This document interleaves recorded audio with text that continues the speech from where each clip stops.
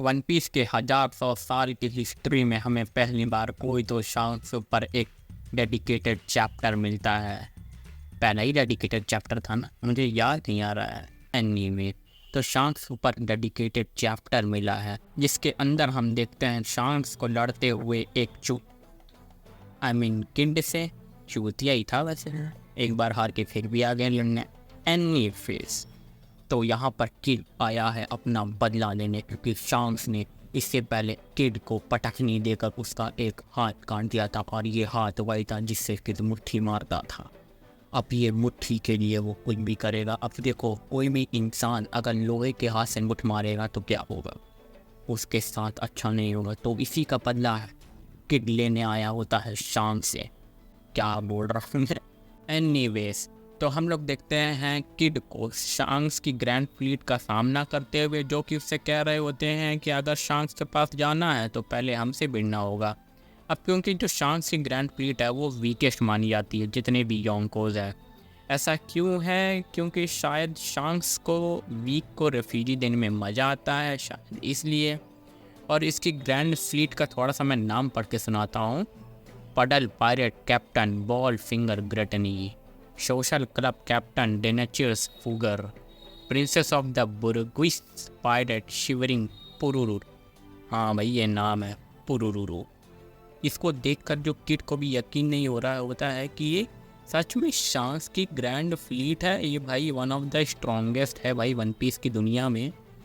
ये इसकी grand fleet है। ये मजाक चल रही है क्या? हम लोग सच में न्यू वर्ल्ड में है ना, कि हम लोग कहीं और आ गए हैं मारपीट करने? लेकिन जो किला रहता है उस पर कहता है कि नहीं भाई, हम लोग वहीं पर हैं, हम लोग जहाँ पर आना था वहीं पर है। और इसके अंदर जो मतलब जाने उनमाने नाम भी हैं, तो मतलब इतना ज़्यादा अंडर एस्टिमेट मत भी करो कि तुम इन्हीं से पहले जाओ। और फिर उसके बाद हम लोग देखते हैं फाइनली शांक्स को, जहाँ पर वो अपनी ग्रैंड फ्लीट से कह रहा होता है कि तुम लोग अपनी जितनी भी शिप्स है उन सबको हटा लो वहाँ से, कीड़ा आ रहा है, मैं लड़ूंगा उससे। जिस पे जो शांक्स की ग्रैंड फ्लीट रहती है कि उसको कह रही होती है कि आप क्या लड़ेंगे, हम ही लड़ लेते हैं। तो बेसिकली वहाँ पर जो शांक्स रहता है उन सबको मना कर रहा होता है कि तुम लोग रास्ते से हट जाओ, मैं इनसे लड़ूंगा। और इतना कहने के बाद वो वहाँ से चला जाता है। फिर उसके बाद जब वो अपनी शिप के ऊपर चढ़ता है तो लकी रू उससे कह रहा होता है कि आपको चिंता लेने की कोई ज़रूरत नहीं है, मैं संभाल लूँगा, हम सब संभाल लेंगे, आप लोगों को चिंता लेने की कोई ज़रूरत नहीं है। जिस पे जो शांक्स रहता है वो कहता है कि हम लोग यहाँ पर 3 बिलियन बेरी बाउंटी की बात कर रहे हैं, और इसको इतना ज़्यादा अंडर एस्टिमेट मत करो कि ये सच में हमें पेल के चल दे। मतलब थोड़ा सा रखो भाई, ये कुछ तो है। और फिर बाद हम लोग देखते हैं यासप को, हाँ, फादर ऑफ उसप, जिससे शांक्स पूछ रहा होता है कि इसके जो वाउंड्स है, मतलब जिसको चोट वोट लगी थी वानों से, ये रिकवर हो गया है ना, कि ऐसे ही आ गया लड़ने उठ के वहीं से।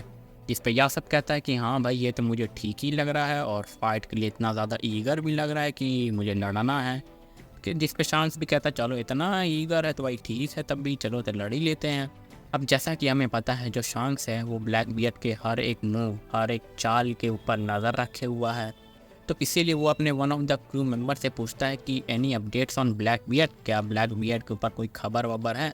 जिस पे जो उन्हीं के क्रू मेंबर से एक बंदा बोलता है कि अभी तो इतनी नहीं है, लेकिन वो पायरेट आइलैंड को रवाना कर चुका है, मतलब पायरेट्स आइलैंड से वो छूट के कहीं तो जा रहा है। और उन्हीं क्रू मेंबर्स में से एक बंदा रहता है जो कि शांक्स को किड के ऊपर इंटेल देता है। अब पढ़ने के बाद जो शांक्स रहता है कि वो कहता है कि अच्छा, ये साउथ व्यू से है और ये कुछ ज़्यादा ही ख़तरनाक है, ट्रबल मेकर है। ओह, मतलब इससे लड़ना वाजिब होगा, क्योंकि इससे पहले भी वो लड़ चुका है। वो इतना ज़्यादा उस टाइम एक्नॉलेज नहीं करता था। अब क्योंकि जो इसकी बाउंटी वो 3 बिलियन हो गई है, तो वो शांक्स भी थोड़ा सा संभल रहा होता है इस टाइम पे। और वहीं पर हम लोग देखते हैं किड को, जो कि तैयार हो रहा होता है अपने अटैक के लिए। और वहाँ पर वो अपने किलर भाई साहब से पूछता है कि भाई कितने शिप्स है रास्ते में, तनी बताइए। तो जिस पे किलर कहता है कि 9 शिप्स है।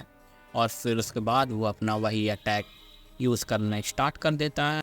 हाँ, वही अट्रैक्ट करने वाला जितनी भी लोहे वोहे की चीज़ रहती है वो सब उसके हाथ के पास जाने लगती है, और लिटरली खूब बड़ी सी गन बन जाती है। अब जो इसका जो अट्रैक्शन पुल है वो इतना ज़्यादा ख़तरनाक होता है कि जो अगल बगल के जो जितने भी शांक्स की ग्रैंड फ्लीट के शिप्स हैं वो सब भी इसको महसूस कर पा रहे होते हैं, और वो लोग इसकी तरफ खींचे चले जा रहे होते हैं। और इसके बाद जब ये लोग किड का ये बंदूक जैसा कुछ तो अटैक देखते हैं वो लोग तो घबरा जाते हैं कि भाई ये क्या है, ये कैनन है क्या है, पूरी शिप तो उड़ा ही डालेगा। फिर उसके बाद हम लोग देखते हैं शांस को अपनी हाकी एक्टिवेट करते हुए। Oh my God, what is this panel. तो शांस जब जैसा ही ये अपनी हाकी एक्टिवेट करता है वो चिंतित हो जाता है, कहता है कि भाई ये तो बेकार न्यूज़ है भाई, ये क्या है, ये कुछ ज़्यादा ही खतरनाक चीज़ करने वाला है।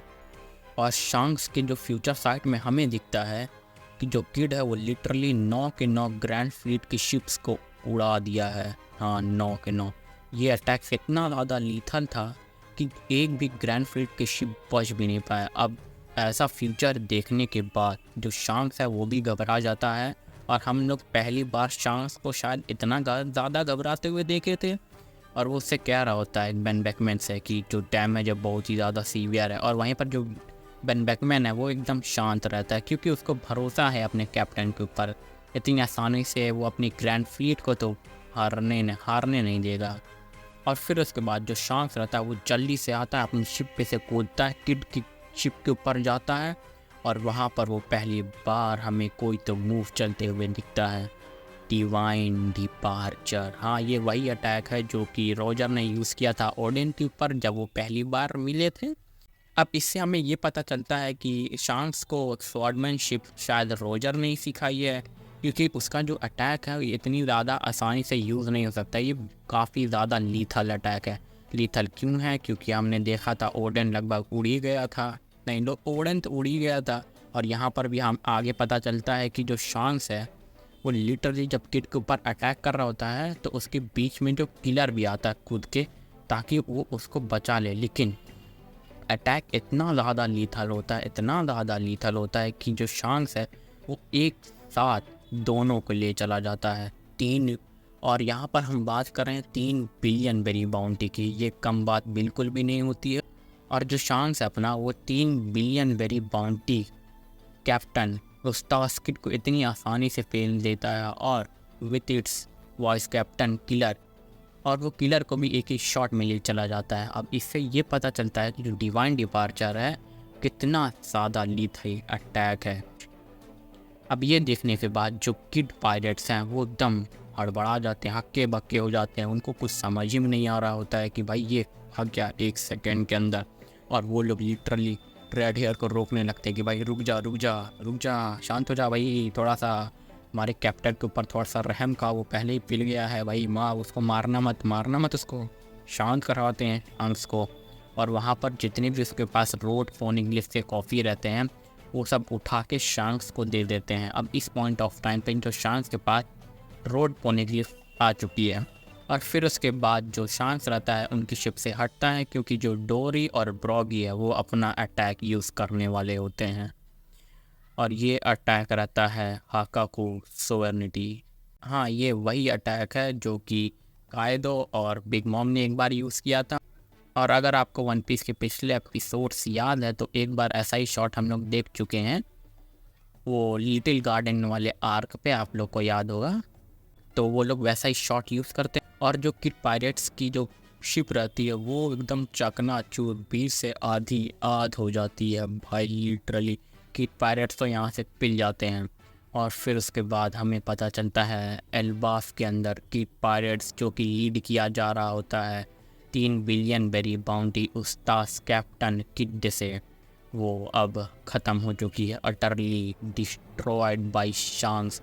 अब इसके बाद हमें ये नहीं पता जो किड का हुआ क्या, ठीक है, किड जो है वो समुंदर के अंदर डूब रहा है। अब इसके बाद हमें नहीं पता चलता किड के साथ हुआ क्या, क्या उसको किसी ने बचाया कि वो डूब के मर गया, या फिर शांक्स ने उसे खुद बचा लिया, और कुछ भी हो सकता है, ठीक है, ये वन पीस है, कुछ भी हो सकता है। अब इसके बाद मुझे लगता है शायद किड पायरेट्स कम बैक करेंगे, क्योंकि ऐसा तो लूफ़ी के साथ भी हो चुका था पिछले मतलब सुमित वॉर और सागा में। लूफ़ी के पास भी कुछ भी नहीं था, उसके क्रू मेंबर्स तितर बितर थे, उसके पास कुछ था नहीं, उसको समझ में आता है वो कितना ज़्यादा वीक है, उसको उस टाइम पे समझ में आता है। अब ऐसा ही जो है किड के साथ हुआ है, क्या पता किड कम बैक करे और कुछ ज़्यादा पावरफुल बन जाए भाई, कुछ भी हो सकता है। तो इसी के साथ जो हमारा ये वाला जो चैप्टर है वो ख़त्म हो जाता है। हाँ भाई, शांक्स का इतना ज़्यादा अपीयरेंस था। क्या कर सकते हैं। अब इतने में खुश रहूँ जब तक कि शांक्स के ऊपर कोई एक डेडिकेटेड आर्क नहीं आ जाता। आर्क आएगा तब तो मज़ा आएगा ना भाई।